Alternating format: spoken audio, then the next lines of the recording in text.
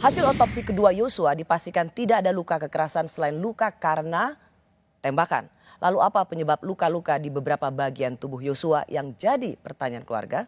Harus diuji. Nah, dari mana arah pelurunya itu? Kenapa bisa mengenai jari manis atau jari kelingking kan begitu. Sedangkan yang saya dengar tadi sekilas bahwa dokternya itu tidak tahu arah peluru dari mana. Kok bisa dia menyimpulkan itu rekoset? Nah, kemudian kenapa di lipatan kaki kiri dia pakai celana panjang atau diduga pakai celana panjang? Kok ada rembesan darah? Itu rembesan darah akibat rekoset dari mana? Kan begitu. Dokter Ade sebagai ketua tim dokter forensik atau ketua tim dokter otopsi kedua Yosua. Dalam penjelasan Anda pada wartawan, Anda mengatakan tidak tahu dari mana arahnya peluru. Itu bukan kapasitas dokter. Tapi dokter mengatakan bahwa luka-luka itu akibat rekoset. Dari mana bisa tahu itu rekoset kalau dokter sendiri tidak tahu dari mana arah peluru? Jadi arah tembakan itu tidak bisa kita pastikan ya. Arah tembakan apakah dari depan, dari atas, dari sebagainya. Karena sebagai dokter forensik kita melihatnya adalah arah masuknya anak peluru di dalam tubuh sesuai dengan ciri-ciri lukanya. Jadi ada ciri-ciri luka yang menunjukkan bagaimana apakah itu luka yang masuk dari tegak lurus, apakah membentuk sudut dan lain sebagainya. Itu yang tentunya ranah dari pemeriksaan kami. Ya, tapi dari mana bisa dokter tahu itu rekoset?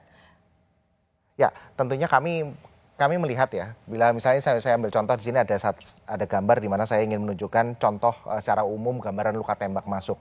Ya, di sini ada luka tembak masuk yang Kenapa saya mengatakan ini adalah karena masih ada kecurigaan yang tidak dijelaskan soal jari tangan bahwa itu akibat yang selama ini diyakini publik sebagai dilukai dengan penggunting cerutu. Tapi kan dokter kemudian hanya memastikan itu murni akibat senjata api.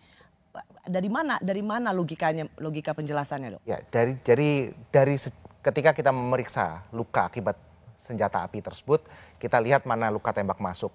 Kemudian secara kedokteran forensik kita mengetahui bagaimana anak peluru itu berjalan di dalam tubuh.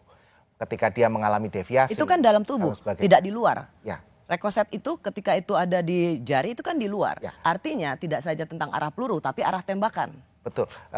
Mohon maaf seperti ini. Saya lanjutkan, pada saat dia keluar pun itu kita juga melihat dia keluarnya di sebelah mana dan di dalam itu membentur apa saja. Sehingga kita bisa lihat ketika dia keluar dari daerah tersebut dia akan berjalan ke arah mana. Dan itu bagian dari alur lintasan tersebutlah yang kita analisa.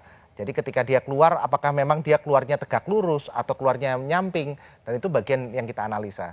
Sehingga kita sudah membuat diagramnya dan kemudian kita analisa apakah betul dan masuk akal secara kedokteran forensik, maka itulah yang kita sampaikan. Oke, kalau gitu saya mau masuk begini, dokter.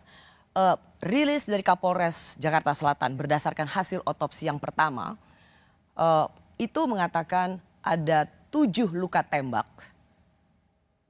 masuk dan 6 luka tembak keluar. 7 masuk, 6 keluar. Ini adalah rilis yang dianggap kebohongan.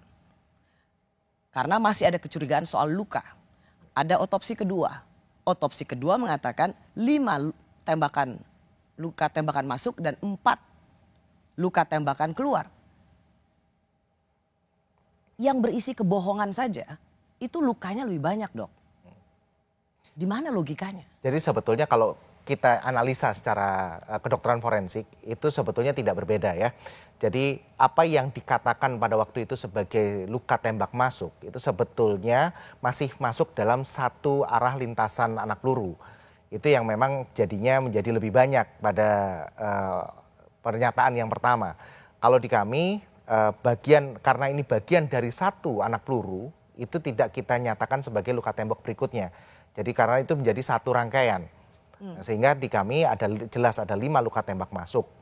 Nah, dan keluarnya lewat mana? Misalnya pada daerah-daerah tersebut yang tadi saya sampaikan ada di jari telun, jari manis dan jari kelingking, itu menjadi satu bagian dari satu luka tembak masuk.